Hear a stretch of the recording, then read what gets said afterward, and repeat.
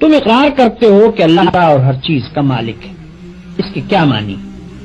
اس کے معنی یہ ہیں کہ تمہاری جان تمہاری اپنی نہیں، خدا کی ملک ہے، تمہارے ہاتھ اپنے نہیں، تمہاری آنکھیں اور تمہارے کان اور تمہارے جسم کا کوئی عضو تمہارا اپنا نہیں، یہ زمینیں جن کو تم جوتتے ہو، یہ جانور جن سے تم خدمت لیتے ہو، یہ مال اسباب جن سے تم فائدہ اٹھاتے ہو، ان میں سے بھی کوئی چیز تمہاری نہیں، ہر چیز خدا کی ملک ہے اور خدا کی طرف سے عطیے کے طور پر تمہیں ملی۔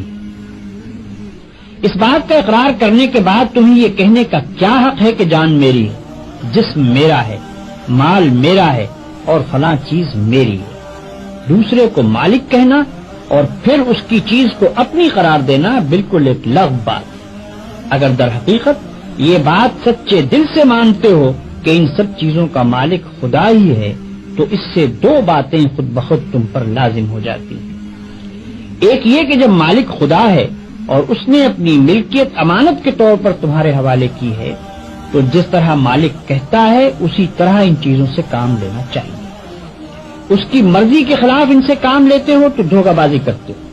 تم اپنے ان ہاتھوں اور پاؤں کو بھی اس کی پسند کے خلاف ہلانے کا حق نہیں رکھتے۔ تم ان آنکھوں سے بھی اس کی مرضی کے خلاف دیکھنے کا کام نہیں لے سکتے۔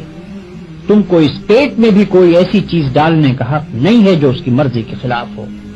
تمہیں ان زمینوں اور ان جائیدادوں پر بھی مالک کے منشا کے خلاف کوئی حق حاصل نہیں ہے۔ تمہاری بیویاں جن کو تم اپنی کہتے ہو اور تمہاری اولاد جن کو تم اپنی کہتے ہو، یہ بھی صرف اس لیے تمہاری ہیں کہ تمہارے مالک کی دی ہوئی ہے، لہذا تم کو ان سے بھی اپنی خواہش کے مطابق نہیں بلکہ مالک کے حکم کے مطابق ہی برتاؤ کرنا چاہیے۔ اگر اس کے خلاف کرو گے تو تمہاری حیثیت غاصب کی ہوگی۔ جس طرح دوسرے کی زمین پر قبضہ کرنے والے کو تم کہتے ہو کہ وہ بے ایمان ہے، اسی طرح اگر خدا کی دی ہوئی چیزوں کو تم اپنا سمجھ کر اپنی مرضی کے مطابق استعمال کرو گے یا خدا کے سوا کسی اور کی مرضی کے مطابق ان سے کام لوگے تو وہی بے ایمانی کا الزام تم پر بھی آئے گا۔ اگر مالک کی مرضی کے مطابق کام کرنے میں کوئی نقصان ہوتا ہے تو ہوا کرے، جان جاتی ہے تو جائے، ہاتھ پاؤں ٹوٹتے ہیں تو ٹوٹیں، اولاد کا نقصان ہوتا ہے تو ہو، مال و جائیداد برباد ہو تو ہوا کرے، تمہیں کیوں غم ہو؟ جس کی چیز ہے وہی اگر نقصان پسند کرتا ہو تو اس کو حق ہے